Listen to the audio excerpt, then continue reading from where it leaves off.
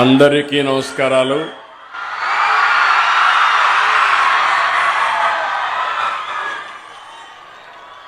గౌరవనీయులు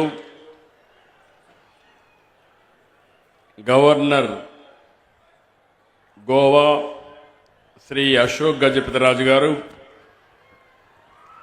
కేంద్ర మంత్రివర్యులు గౌరవనీయులు పెంబసాని చంద్రశేఖర్ గారు, గౌరవనీయులు ఇప్పుడే మీ అందరి దగ్గర తెలుగు భాష కోసం ఇక్కడే 3 రోజులుంటూ ఈ కార్యక్రమాన్ని జయప్రదం చేయడానికి ప్రయత్నం చేస్తున్నటువంటి శాసనసభ అధిపతి అయ్యన్న పాత్రుడు గారు, గౌరవనీయులు former high court judge of Andhra Pradesh, ప్రస్తుతం chairman Telangana state police complaint authority Bolusu Shivashankar Rao గారు, గౌరవనీయులు గుంటూరు మేయర్ కోవెల్మూడి రవీంద్ర గారు, గౌరవ శాసనసభ్యులు మహమ్మద్ నజీర్ గారు, ఈరోజు మీ అందరినీ చూస్తే ఇంత ఉత్సాహానికి కారకులైనటువంటి గజల్ శ్రీనివాస్ గారు, ప్రత్యేకంగా ఆయన అభినందిస్తున్నా. ఆయన ఒక ప్రెసిడెంట్గా ఈ ఆర్గనైజేషన్ బ్రహ్మాండంగా తీర్చిదిద్దారు. వారికి అదే మాదిరిగా ఆనరబుల్ సెక్రటరీ ఆంధ్ర మహాసభకి రెడ్డప్ప ద్రవిడ గారికి, అదే మాదిరిగా ఆనరబుల్ కన్వీనర్ ఆంధ్ర మహాసభకి రామచంద్రరాజు గారు, స్థానిక శాసనసభ్యురాలు గల్లా మాధవి గారు, రామాంజనేయులు గారు, ఈరోజు ఇంత ఉత్సాహంగా, మామూలుగా సినిమా ప్రోగ్రాం అంటే ఇంత ఉత్సాహం చూపిస్తారు, కానీ ఈరోజు మీరు చూస్తే 3వ ప్రపంచ తెలుగు మహాసభల కోసం ఇంత పెద్ద ఎత్తున తరలి వచ్చిన మీ అందరికీ మనస్ఫూర్తిగా అభినందనలు, ధన్యవాదాలు, మనస్ఫూర్తిగా కృతజ్ఞతలు. సంక్రాంతి కంటే ముందు వచ్చిన మన అమ్మ భాష పండుగ ఇది. మాతృభాషకు మనం ఇచ్చే గౌరవ వందనం ఈ ప్రపంచ తెలుగు మహాసభలు. ఈ మహత్తర కార్యక్రమాన్ని తలపెట్టిన ఆంధ్ర సారస్వత పరిషత్తుకు అభినందనలు. తెలుగువారి ఆత్మగౌరవాన్ని చాటి చెప్పిన శ్రీ ఎన్టీఆర్ గారి పేరున ఈ వేదికకు పేరు పెట్టినందుకు కృతజ్ఞతలు. తెలుగు భాషకు ఎంతో ఘన చరిత్ర ఉంది. వందలాది భాషలున్న మన దేశంలో కేవలం 6 భాషలకు మాత్రం ప్రాచీన హోదా లభించింది. అందులో తెలుగు ఉండడం మనందరికీ గర్వకారణం. హిందీ, బెంగాలీ, మరాఠీ తర్వాత దేశంలో ఎక్కువ మాట్లాడే భాష తెలుగు భాష. ప్రపంచం మొత్తం మీరు చూస్తే దగ్గర 10 కోట్ల మంది తెలుగు మాట్లాడుతున్నారు. ఈరోజు ఈ మీటింగ్కి 40 దేశాల నుంచి ప్రతినిధులు వచ్చారంటే వారందరికీ స్వాగతం పలుకుతున్నా. ఆంధ్రప్రదేశ్ రాష్ట్ర ప్రభుత్వం తరపున చెప్పి మరొక్కసారి విజ్ఞప్తి చేస్తున్నా. ఇలాంటి సభలు తెలుగు భాష పరిరక్షణకు, గొప్పతనాన్ని చాటేందుకు ఉపయోగపడతాయి. ఇందుకు మనస్ఫూర్తిగా ఆంధ్ర సారస్వత పరిషత్తుకి నా ధన్యవాదాలు. పెద్దలందరూ మాట్లాడారు, అనేక విషయాలు చెప్పారు. తెలుగు రచనలు అనగానే మనకు గుర్తొచ్చేది ఆది కవి నన్నయ్య. ఆయన రాసిన మహాభారతం, కవిత్రయం నుంచి అష్టదిగ్గజాల వరకు, గురజాడ నుంచి శ్రీ దాశరథి వరకు ఎందరో మహానుభావులు తెలుగు భాషకు పనిచేశారు. తెలుగు వైభవాన్ని చాటారు. పోతన భాగవతం, శ్రీనాథుడి భీమఖండం, వేమన, సుమతి, భాస్కర పద్యాలు మర్చిపోలేం. ఇప్పుడే పెంబసాని చంద్రశేఖర్ గారు చెప్పారు. ఆయన ఏ విధంగా అయితే పిల్లలు పెంచుతున్నారో అదే విధంగా అందరం కానీ పిల్లల్ని పెంచగలిగితే తెలుగు భాష ఎక్కడికి పోదు, ప్రతి ఇంట్లో ఉంటుంది. ప్రపంచంలో మనం ఎక్కడున్నా మన భాష శాశ్వతంగా ఉంటుందని చెప్పి కూడా నేను మీకు తెలియజేస్తున్నా. అన్నమయ్య, రామదాసు, వెంగమాంబ, మొల్ల ఇలా భక్తి మార్గంలోనూ తెలుగుకు వన్నె తెచ్చారు. తెలుగును విశ్వవ్యాప్తం చేశారు.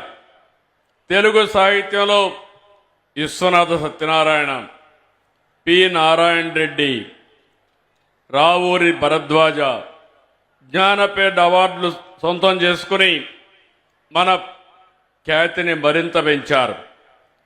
గ్రాంధిక భాషకే పరిమితమైన తెలుగు వచనాన్ని ప్రజల వ్యవహార భాషగా మార్చిన మహనీయులు గిడుగు వెంకట రామ్మూర్తి గారిని తెలుగు జాతి ఎప్పటికీ మరవలేదు. నేను తెలుగువాడని, నాది తెలుగుదేశం అని చాటి చెప్పిన ఏకైక నాయకుడు నందమూరి తారక రామారావు గారు.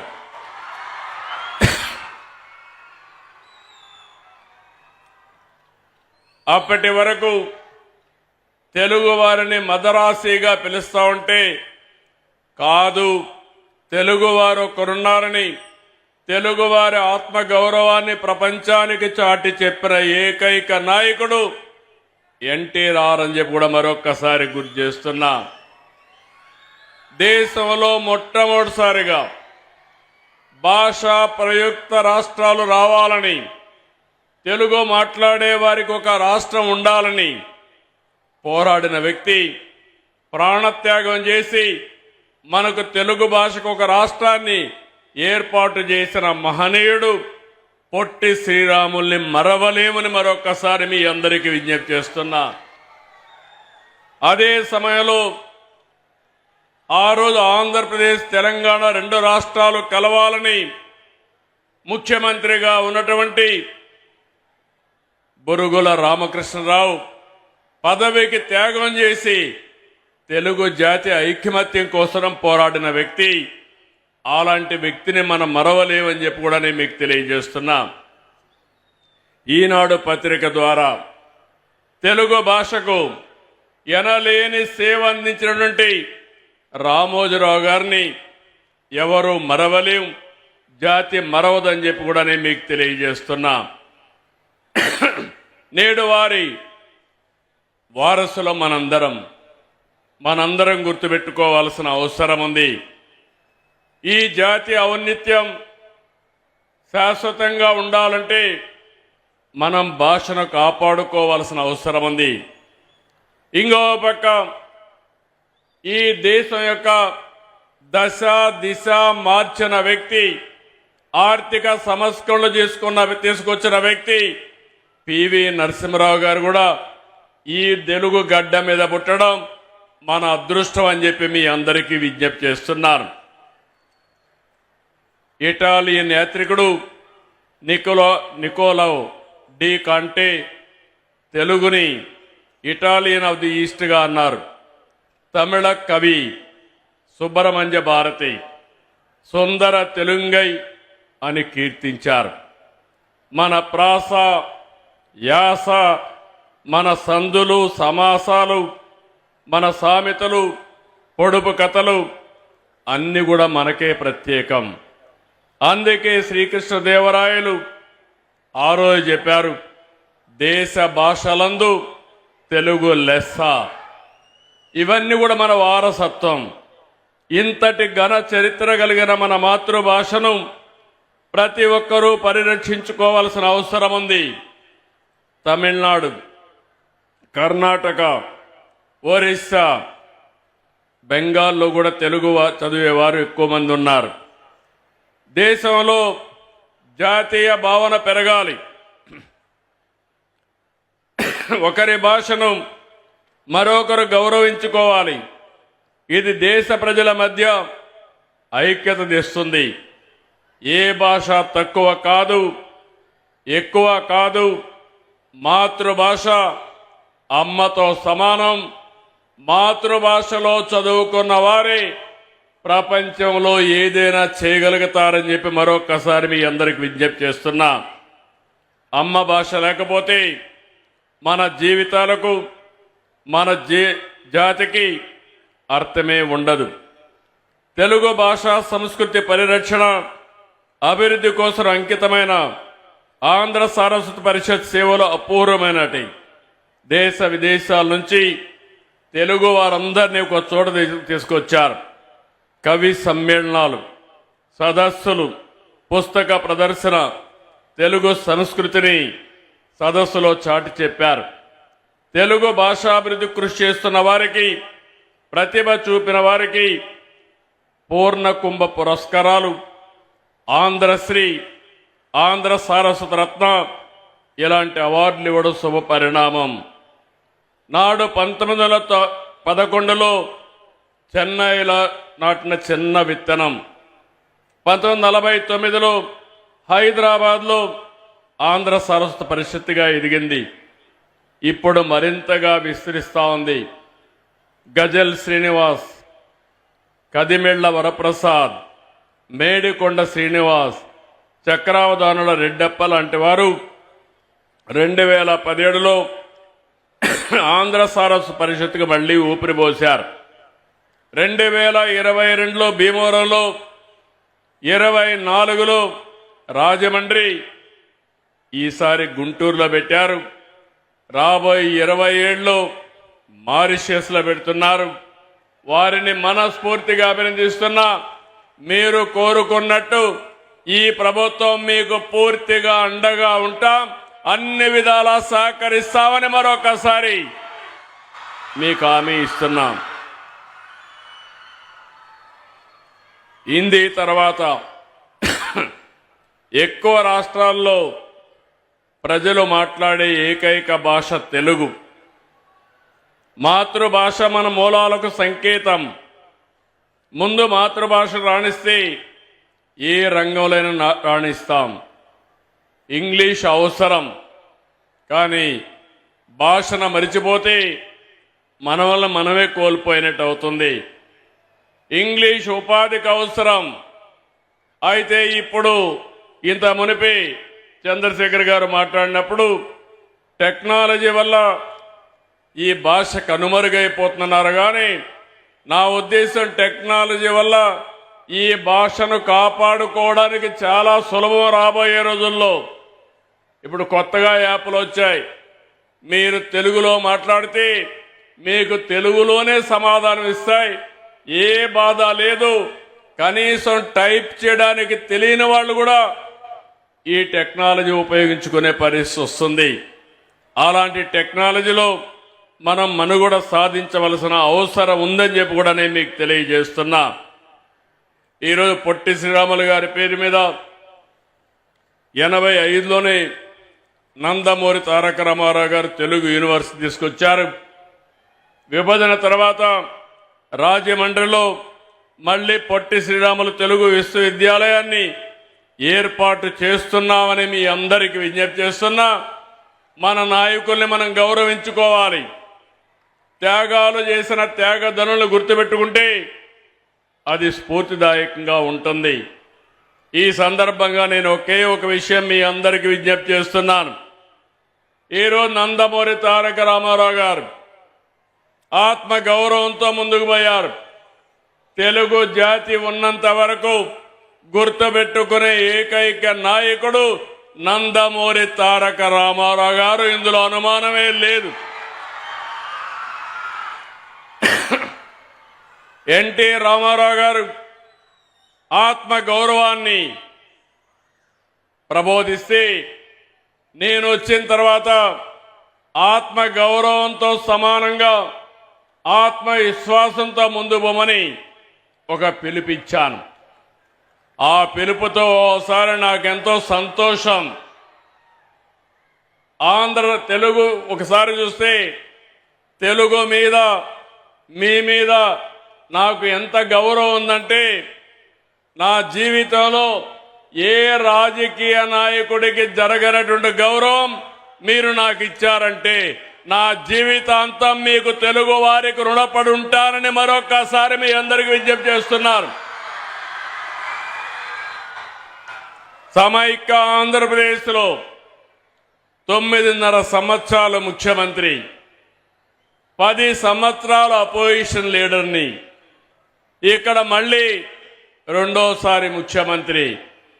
ఈ గౌరవం ఎవ్వరికి రాలేదు. ఆ గౌరవాన్ని మీరు ఇవ్వగలిగారు.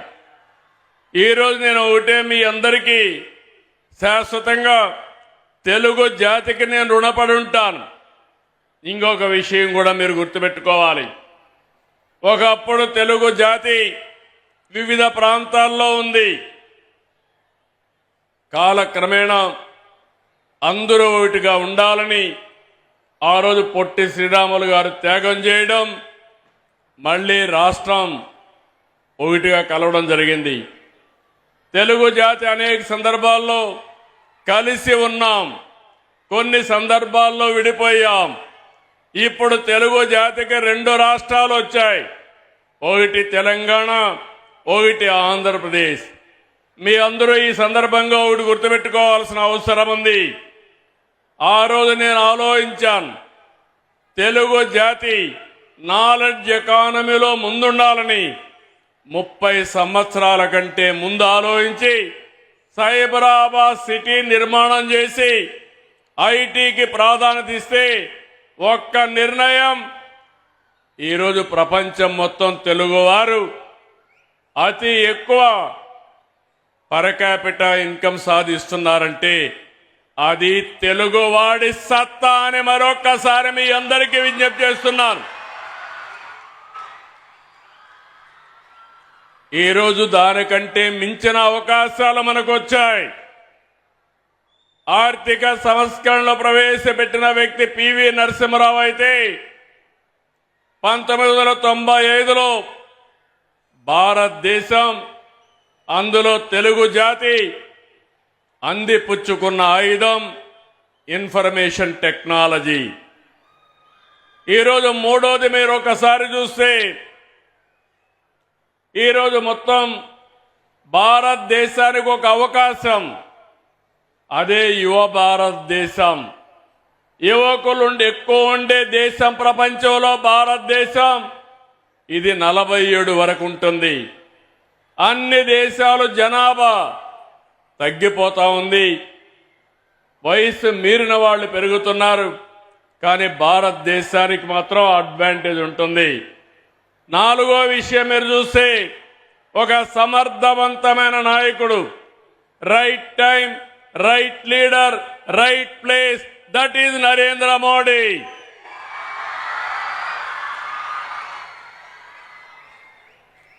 ప్రధానమంత్రి గారు వికసిత్ భారత్ పెట్టి 2047కి భారతదేశాన్ని నెంబర్ 1 స్థానంలో చేర్చాలని, ప్రపంచమంతా భారతీయులు నెంబర్ 1గా ఉండాలని ఆయన కోరిక. నేను దానికి పూర్తిగా మద్దతిస్తూనే ప్రపంచం మొత్తం అత్యంత శక్తివంతమైన జాతిగా తెలుగు జాతి ఉండాలనేది నా సంకల్పం. ఇది అసాధ్యం కాదు, ఇది సాధ్యం. ఇది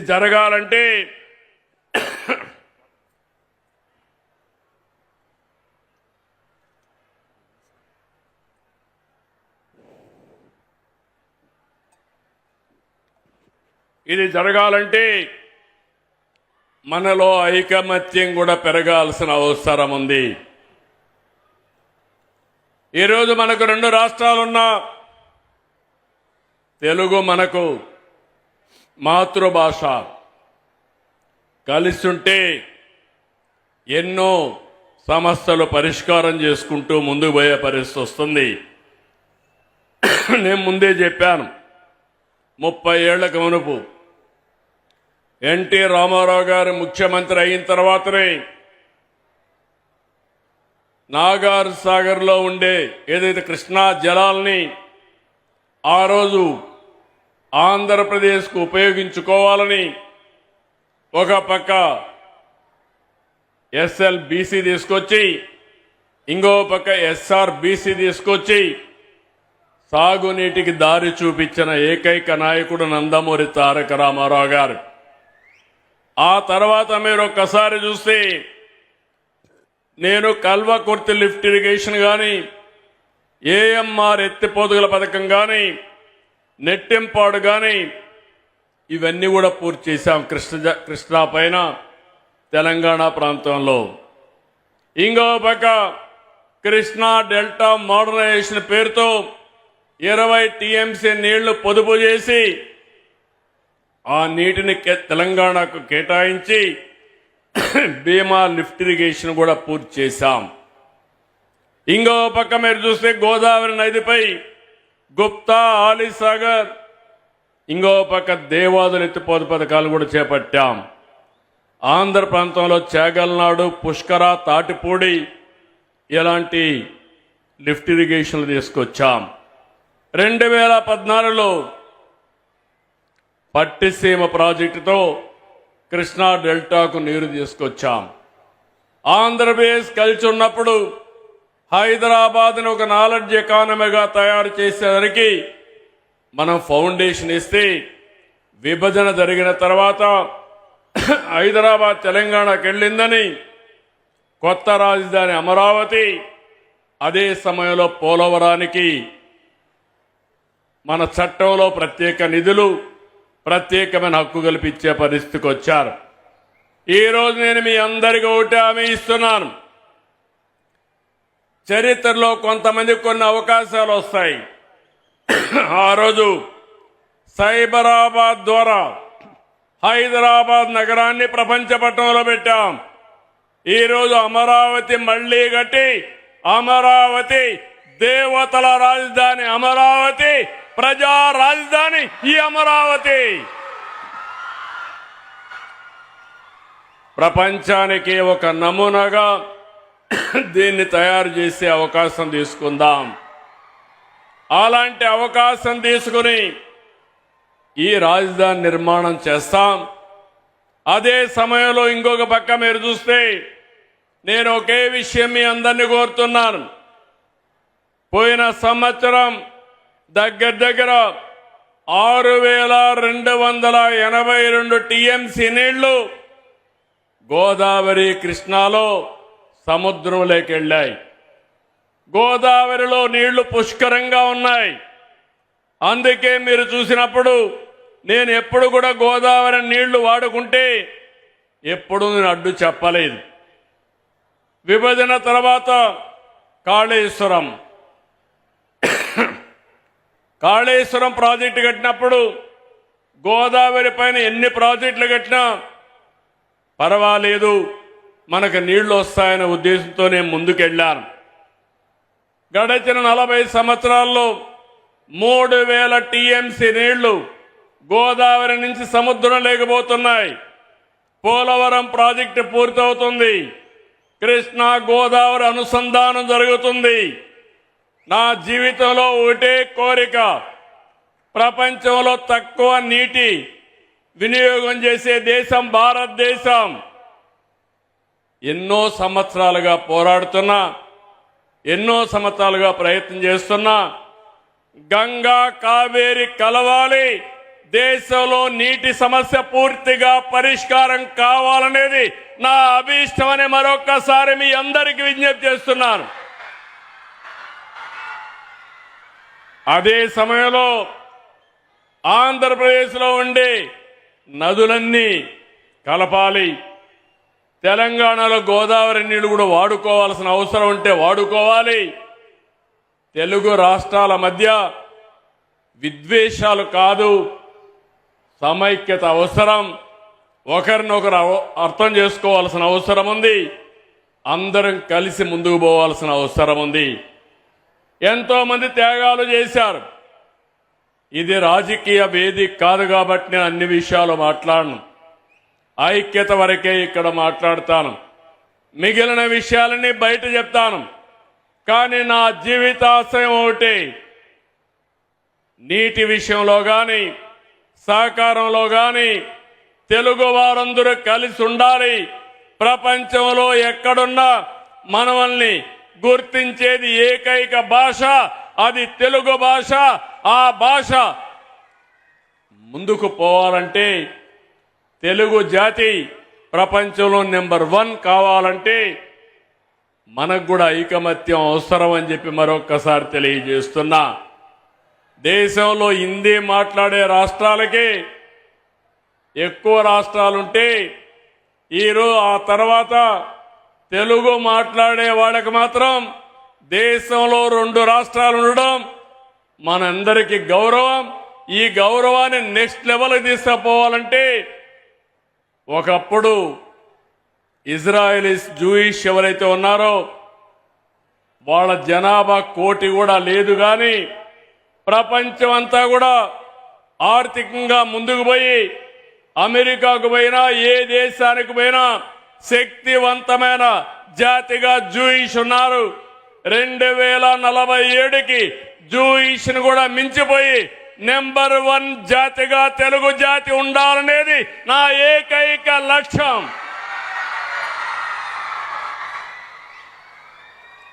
అందులో ఈరోజు ఇక్కడుండే మన మిత్రులందరూ ఇక్కడ ఉన్నారు. వారందరినీ అభినందిస్తున్న 3వ ప్రపంచ తెలుగు మహాసభలు. ఈ సభల్ని నిర్వహించినటువంటి ఆర్గనైజేషన్ని మనస్ఫూర్తిగా అభినందిస్తూ ఇప్పుడే కొన్ని విషయాలు మాట్లాడారు. టీచర్స్ అందరూ వచ్చారు. వారందరికీ వచ్చిన వారికి ఓడీగా అనుమతి ఇమ్మన్నారు. తప్పకుండా ఇలాంటి మంచి కార్యక్రమాలకు అటెండ్ అయిన ప్రతి ఒక్కరికి ఓడీగా ట్రీట్ చేస్తామని చెప్పి కూడా నేను మీకు తెలియజేస్తున్నా. ఇంకో పక్కన ఇప్పుడే మన మిత్రులైనటువంటి అయ్యన్న పాత్రుడు గారు, శ్రీనివాస్ గారు కొన్ని విషయాలు చెప్పారు. ఆ విషయాలను చూసినప్పుడు శ్రీనివాస్ గారు అయితే చాలా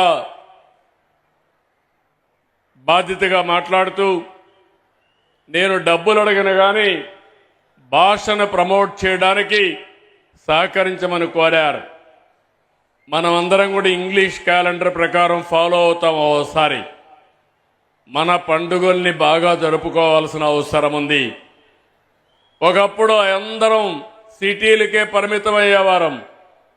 ఒక సింపుల్ నిర్ణయం.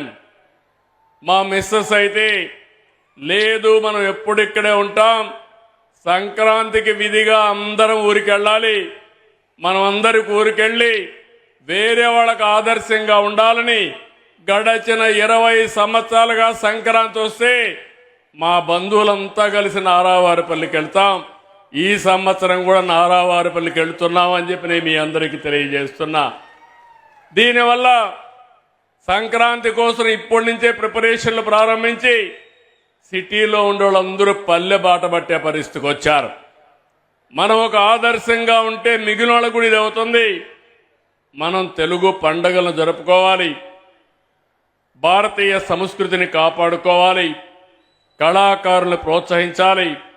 తప్పకుండా భవిష్యత్తులో ఒకటే హామీ ఇస్తున్నా, నాటకాలు కానీ పద్యాలు కానీ కవులను కానీ మన వారసత్వ సంపద అయినటువంటి కల్చరల్ సంపదని కాపాడుకుంటాం.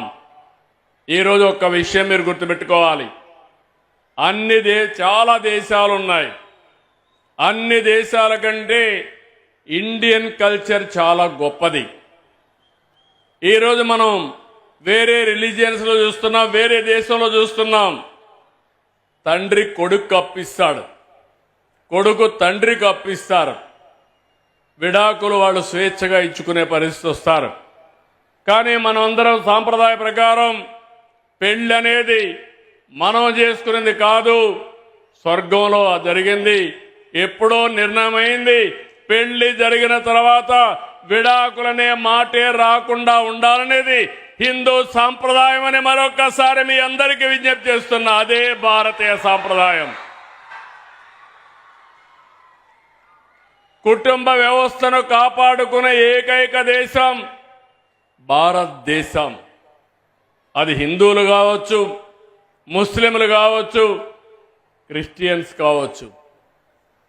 అది ఒక భారతదేశానికి, ఇండియాకి సొంతం అని చెప్పి కూడా నేను మీకు తెలియజేస్తున్నా. ఇలాంటి గొప్ప విలువలతో మనం ముందుకు పోతున్నాం. సంపద అవసరం, పేదరికం ఉండడానికి వీలు లేదు. అదే సమయంలో విలువలు లేకపోతే ఆ సంపద అంతా వేస్ట్ అని చెప్పి కూడా నేను మీకు తెలియజేస్తున్నా. ఆ విలువలను నేర్పించేది మన సంస్కృతి. ఆ సంస్కృతికి మూలం భాష. ఆ భాషను మరిచిపోతే అన్నీ కూడా మనం పోగొట్టుకున్న వాళ్ళు అవుతాం. అలాంటి భాషను కాపాడుకోవడానికి అన్ని విధాలని సహకరిస్తాను. టెంపుల్స్ విషయం మాట్లాడారు. ఇలాంటి ఆస్థాన విద్వాంసులు కానీ, కవులు కానీ, ఇలాంటి వాళ్ళందరిని పెట్టి గౌరవించమని ఇంకా చిన్న చిన్న విషయాలు అడిగారు. ఎక్కడైనా కల్చరల్ టీమ్స్కి వెళ్ళి కల్చరల్ ప్రోగ్రామ్స్ ఇస్తే అలాంటి వారందరికీ ఆర్టీసీ బస్సుల్లో కూడా ఉచిత ప్రయాణ సౌకర్యం ఏర్పాటు చేయమని కోరారు.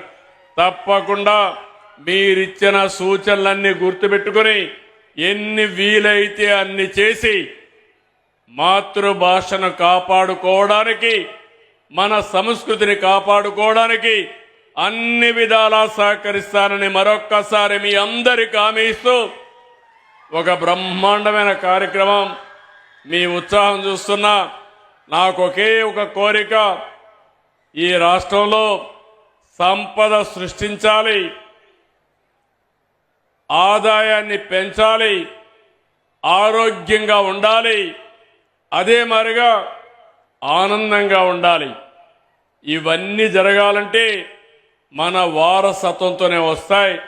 మన సంస్కృతి సాంప్రదాయాల్లో ఉంది. దీన్ని కాపాడుకోవాల్సిందిగా మరొక్కసారి కోరుకుంటూ, అందరికీ మరొక్కసారి అభినందనలు. నిన్నే మనవాళ్ళు చెప్పారు కాబట్టి హ్యాపీ న్యూ ఇయర్ అయిపోయింది కాబట్టి అందరికి కూడా సంక్రాంతి శుభాకాంక్షలు. ఘనంగా సంక్రాంతి జరుపుకొని మన వారసత్వాన్ని కాపాడుకోవాల్సిందిగా కోరుకుంటూ అందరికీ నమస్కారాలు, ధన్యవాదాలు. Thank you.